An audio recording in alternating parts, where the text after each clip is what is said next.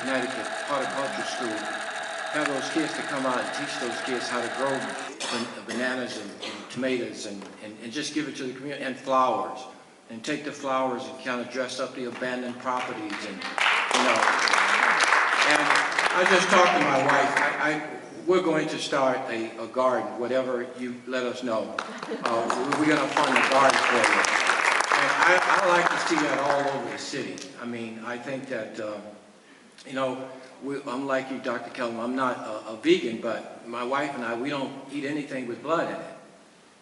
You know, because, you know, animals eat everything.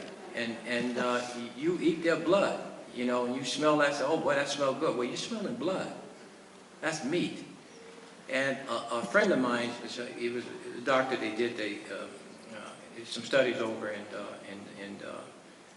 the Orient, and they dug up some cadavers. And the kings and queens was dying at 40 and 50 from gout and other diseases. But the peasants was living to be 100, 120 because they was all vegetarian. You know, they didn't have access to that. So, you know, the thing is, you are what you eat. You are what you eat. And the thing is, used to time you can go to the mall and you see 5 kids and maybe 1 was kind of obese. Now, it's 4 of the kids out of 5 is obese. And what we're doing is we're killing our children. And we're not doing it purposely. We're not running these fast food purposely. We're doing it because it's quick and it's fast. But we have to teach our kids how to eat. Like Evelyn said, that's the only thing in the house to eat. They will eat it.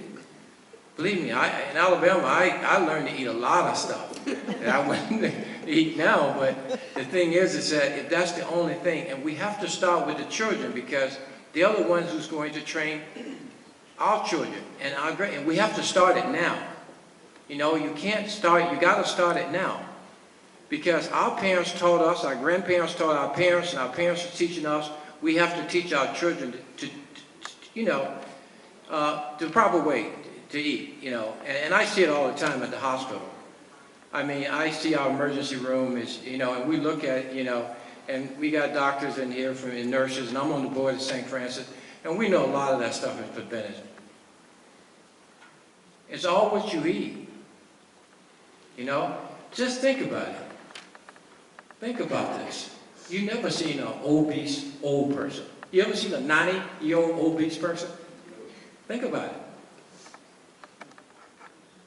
Because they feed them Jell-O and sauce and stuff like that, things that go to the digestive system.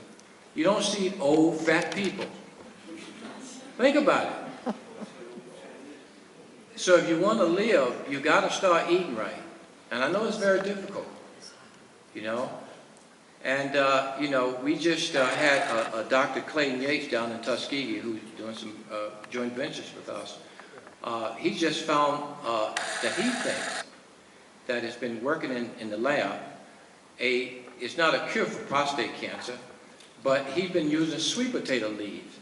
And sweet potato leaves has been eating that cancer, prostate cancer, like Pac-Man. We just sent him 2,000 samples. Dr. McKinney can talk about it a little more. That is just eating the cancer up, and it comes from sweet potato leaves. You know, we came from dirt, and we're going to go back to dirt. We should eat what's in the dirt.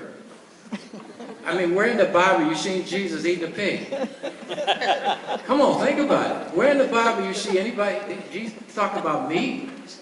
Eat fish. You know, so I got to get this Genesis too. You told me about this Genesis. I'm going to look that up.